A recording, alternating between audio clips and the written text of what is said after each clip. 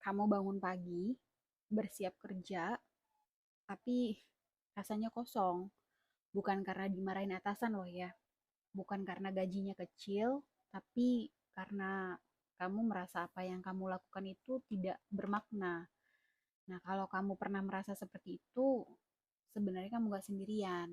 Menurut laporan global tahun 2024 aja nih, hampir 8 dari 10 orang di dunia merasa tidak terlibat secara emosional dengan pekerjaannya. 8 dari 10 loh ya. Artinya kemungkinan besar orang yang duduk di sebelah kamu di kantor juga merasakan hal yang sama. Nah, hari ini kita akan membahas sesuatu yang jujur, sesuatu yang mungkin tidak nyaman, dan bagaimana menemukan fulfillment ketika pekerjaanmu itu tidak memberikannya. Dan yang paling penting, tanpa harus resign dulu. Nah, kita kan tumbuh dengan satu narasi besar ya. Carilah pekerjaan yang kamu cintai dan kamu tidak akan bekerja sehari pun dalam hidupmu. Kalimat ini sering dikaitkan dengan Mark Twain, tapi kenyataannya semua pekerjaan tetap pekerjaan. Bahkan pekerjaan impian pun akan terasa melelahkan, repetitif, membosankan, dan kadang membuat frustasi.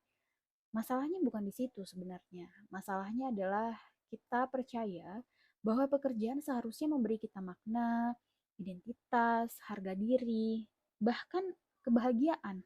Padahal itu konstruksi budaya loh.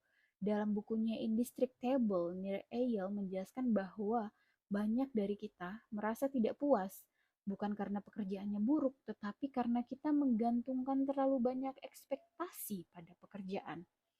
Kutipan yang sangat kuat juga ada menjelaskan bahwa fulfillment isn't something you find, it's something you make. Fulfillment berarti bukan sesuatu yang kamu temukan, ia adalah sesuatu yang kamu ciptakan dan itu mengubah segalanya. Ketika kita merasa pekerjaan tidak bermakna, apa yang terjadi?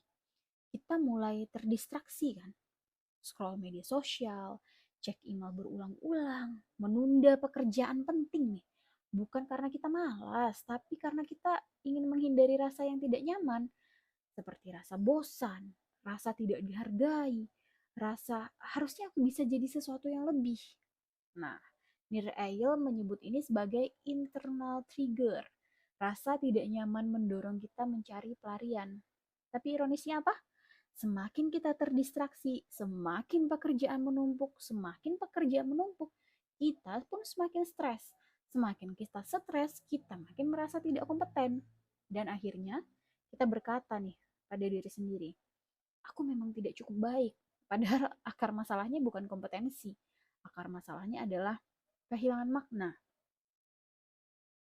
Sekarang saya ingin kamu mengubah satu kalimat. Bukan lagi, kenapa pekerjaanku tidak membuatku bahagia? Tapi bagaimana aku bisa membawa makna ke pekerjaanku. Sebenarnya ini pergeseran yang kecil ya. Tapi kalau misalnya kita laksanakan, efeknya bisa besar. Karena saat kamu menunggu pekerjaan memberimu sesuatu, kamu berada di posisi yang pasif. Tapi saat kamu membawa sesuatu ke pekerjaanmu, kamu kembali memegang kendali. Coba tanyakan ini. Nilai hidup apa yang paling penting bagiku? Apakah itu kemandirian, kontribusi, kreativitas, pelayanan, pertumbuhan? Lalu tanyakan lagi, bagaimana pekerjaanku, meskipun sederhana, membantuku menjalankan nilai-nilai itu? Mungkin kamu tidak suka tugasnya, tapi mungkin pekerjaan itu memberimu stabilitas untuk membantu keluarga. Mungkin kamu juga tidak mencintai industrinya, tapi mungkin kamu sedang belajar disiplin, ketekunan, dan tanggung jawab. Makna tidak selalu datang dari jenis pekerjaannya loh. Kadang ia datang dari bagaimana kita memaknainya. Dan kadang masalahnya bukan makna ini, kadang hanya bosan. Dan di sini saya suka satu konsep dari buku Play Anything karya Ian Bogost. Ia mengatakan fun is the aftermath of deliberately manipulating a familiar situation in a new way. Kesenangan adalah hasil dari memperlakukan sesuatu yang biasa dengan cara yang baru. Artinya, tugas yang membosankan bisa jadi menarik kalau kamu mengubah cara mendekatinya. Contohnya bisa seperti tantang diri menyelesaikan laporan lebih cepat dari kemarin, atau buat sistem kerja yang lebih efisien, atau pelajari satu skill kecil yang meningkatkan kualitas outputmu. Ubah cara presentasi jadi lebih kreatif gitu. Ya kadang fulfillment bukan datang dari besar kecilnya pekerjaan ya, tapi dari rasa berkembang di dalamnya. Sekarang bagian yang paling penting nih, pekerjaanmu itu bukan seluruh hidupmu. Kalau pekerjaan tidak memberimu makna mendalam, itu tidak berarti hidupmu gagal. Banyak budaya di dunia ini tidak menggantungkan makna hidup pada pekerjaan loh. Makna bisa datang dari keluarga, komunitas, ibadah, belajar, hobi, pelayanan, bahkan proyek pribadi. Jangan dibiarkan distraksi di kantor itu membuat kamu harus bekerja sampai malam dan kehilangan hidupmu di luar gitu. Karena kadang fulfillment bukan ditemukan di meja kerja, tapi di ruang makan, di komunitas kecil, di doa malam, di proses pertumbuhan.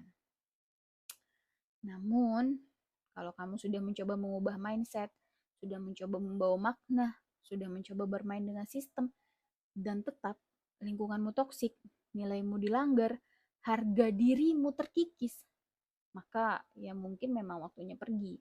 Bertahan bukan sesuatu selalu tanda kuat. Kadang pergi adalah bentuk menghargai diri sendiri. Sebelum saya tutup, fulfillment bukan hadiah dari pekerjaan. Ia adalah keputusan. Keputusan untuk melihat dengan cara berbeda, bertumbuh di tempat yang ada, atau berani melangkah keluar. Kalau kamu sedang berada di fase merasa hampa, video ini untuk kamu. Dan kalau kamu merasa konten ini seperti ini, membantu kamu berpikir lebih dalam tentang hidup, karir, dan makna, subscribe channel ini. Like video ini dan tulis di kolom komentar, aku sedang belajar membawa makna. Karena di channel ini kita tidak hanya bicara soal kerja, kita bicara soal menjadi manusia yang utuh. Dan kalau kamu ingin diskusi lebih personal, kamu bisa follow Instagramku dan kirim DM. Aku sering membaca dan membalas pesan-pesan reflektif sekalian. Tapi kadang memang saya belum pernah bacakan. Dan kalau teman-teman ada yang dibacakan, saya akan memberikan voucher uh, kepada teman-teman. Dan kita mungkin tidak selalu bisa memilih pekerjaan pertama kita, tapi kita selalu bisa memilih bagaimana kita memaknainya. Sampai ketemu di video berikutnya ya.